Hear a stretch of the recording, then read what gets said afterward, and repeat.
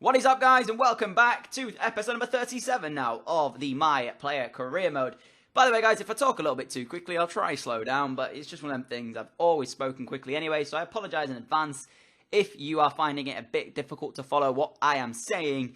It's because I talk extremely quickly and always have done, and it's the way that I am. And unfortunately, I am trying to slow down, but if it gets too fast, just let me know in the comments below, and I will do my best to slow down for you. But we have the first interesting game of the three today against Leverkusen coming up in just a second here in the Champions League second leg. Very, very interesting, the other results around it as well. Chelsea beating PSV. You can see the results as they came. Porto and Real Madrid, actually. 3-2 Real went in that one in the first leg. So this could be an interesting next leg if we do get through this one. And we could get an interesting team in the next one. But we'll have to see if we can actually get past Leverkusen, because the first game did end 0-0, and this one didn't start the way I was hoping for either. 11 minutes within to the game, being the player up front, it's very, very difficult to watch this happen. When your team is on the back foot and this happens and they end up going 1-0 up for a goal like that, it's so frustrating to have to watch it happen, because you know there's nothing that you can do other than try and get your team back in it up the other end by scoring a goal. But the thing is, defensively, Valencia,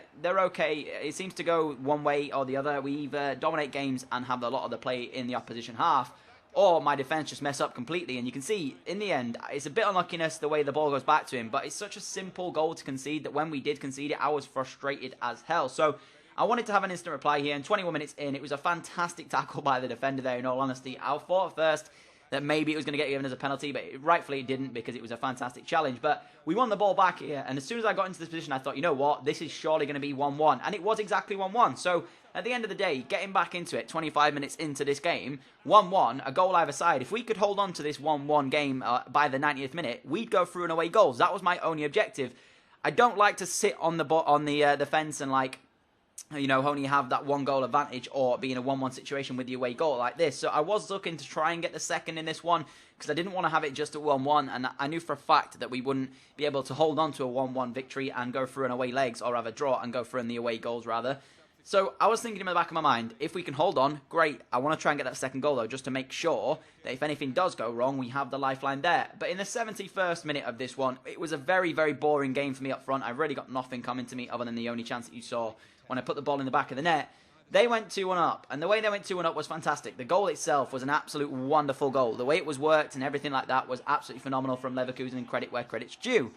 But when Alves makes a save and can't push the ball out of the penalty area and out for a corner, or even out then anywhere other than the back of the net, it's frustrating, because I knew for a fact that that was going to go in. As soon as I saw the play happening in front of me, I was like, yeah, this is going to result in a goal.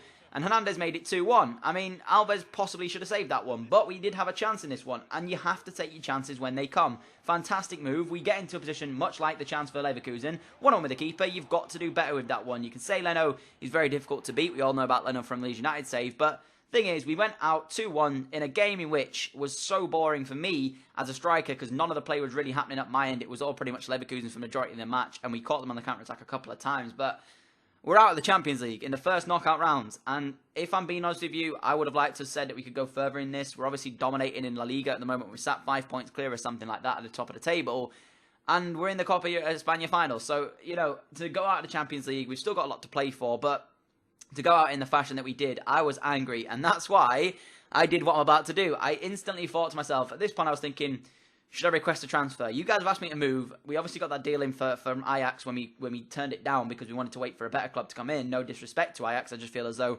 playing in the Eredivisie wasn't the way I wanted my career to go.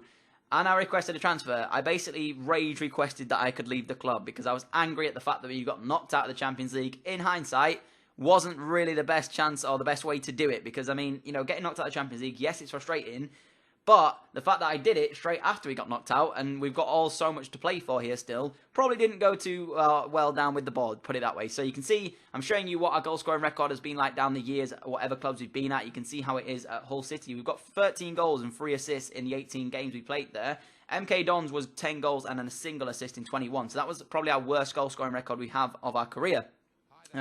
But that happens in real life, you know, when players come through and they go out on loan to teams, they don't get off to the heights initially, but then obviously once they get a little bit better and more used to playing football at the highest level, their goal scoring records go up, and that's what happened here for us at Valencia. But you can see the league table. We are 6 points clear of Valencia with Barcelona, with 13 games to go. So chances are, if we can hold our nerve, we will be winning the Liga title, and we'll have our first club competition won under my belt in my career. But as I said, to be knocked out of the Champions League the way we got knocked out, I was angry, and my gut instinct is telling me that I need to leave Valencia, basically. So at the end of this season, I will be requesting yet another transfer, and hopefully, if this one doesn't already get accepted, that one will. So, you know, it's the way it is. I mean, I just want to leave Valencia at this point. If we can win both trophies, great. But I think if I want to win the Champions League, chances are with the defence that Valencia have got and the team that Valencia have got, it's probably not going to happen. And we took the lead in this one against Betis, back into some league action for you guys.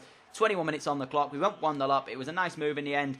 I was involved in the build-up. Didn't really have anything to do with the finish, though. A good finish in the end from Gil makes it 1-0 in this one, and we were off to a flyer in the first half. Much different from what happened in that Leverkusen game, because we were a goal behind in that one. So the fact that we got the first goal in this one, I was pretty happy with it, to be honest with you. And the fact that we didn't get it, though, was slightly a bit annoying. But the fact that, you know, we're going to get a goal in this one and we took the lead was that little bit more better for me. And you can see 33 minutes on the clock. We had another chance to go a goal ahead, or 2 goals ahead, rather. I took the strike on.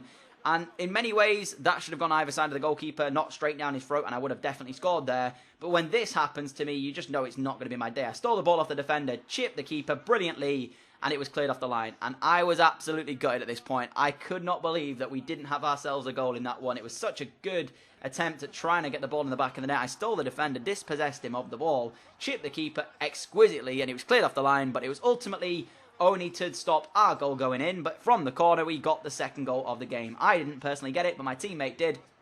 We went 2-0 up, and we were cruising in this one. And to be honest with you, I knew for a fact if we got that second goal, we were going to come away with a victory. It was one of them games, as I said to you guys earlier, we either dominate or we get dominated, and the most of the players in our half. But this one, we dominated Betis, and we had most of the play in their half. And that's why we took the 2-0 victory and the 3 points away from this one. Still haven't got myself a goal yet in the league in this episode. Of course, that was only the first game of the episode in the league. We got that. We got the goal against Leverkusen, but that ultimately doesn't matter because we don't continue our Champions League run. So in the end, the goal that we've got there is going to be pretty much that's it, effectively. So I can't really continue my Champions League goal scoring form because we're out pretty much. So I have to go back to league form and look to get my league form and try and score as many goals as I can in the league to hopefully force that move away to a bigger and better club. No disrespect to Valencia, of course. They are still a very big club, but don't seem to have the aims that I want to have in my career. So you can see 2-0 victory from that one. We then had a little bit of training to do. I mean, look at our stats already. Our positioning and finishing is very good. We've got a nice amount of physical stats as well. I just want to sort of try and get to the point where I'm able to sort of be that all-out striker that you need to lead the line, including the physical side, you know, the pace, the strength, and then the heading, and then the finishing, and everything like that. Once we can get to that point, we will be an absolutely unstoppable force. We already, in my opinion, are pretty much one of the unstoppable forces in world football in terms of our goal-scoring record.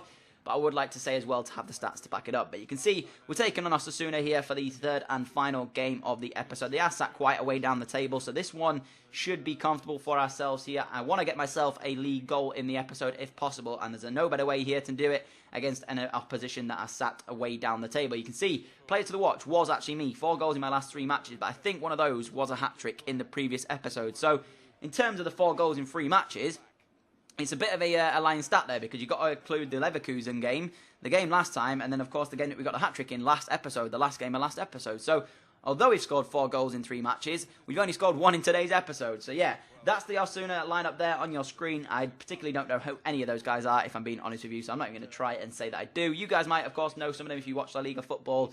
You will know all about these guys and how they play. I don't watch so much of it, so I don't actually know myself. But 14 minutes in the game, we got off to a very, very good start. As I had my first chance of this one, but unfortunately was not able to make it pay. I took the strike on. The keeper made a wonderful save there to keep them in the game at 0-0. And then we had another chance inside 36 minutes. A nice move, resulting in, once again, a little dink over the top. I got on the end of this, and I tried to take the strike on. And that, in my opinion, was a penalty. I said earlier on we had one that wasn't a penalty, but that one, in my opinion, was, in fact, a penalty. But the referee gave nothing for it, and I thought it was going to be one of those games where we have a 0-0 stalemate and nothing was going to happen. That was up until the 74th minute when I got into the area, curled one past the goalkeeper, and I have to give credit to my teammate here because I know I've battled on about my team not being so great in this episode, but the way he jumps over this ball just to deny the offside flag from being given, and on top of that, to deny the goalkeeper to make the save, was very, very good for my teammate. You'll see it in this angle here, how close he was to actually blocking this ball, but thankfully didn't do so, and it looks as if that goal is going to pick up 3 more points in the league. So 75 minutes on the clock,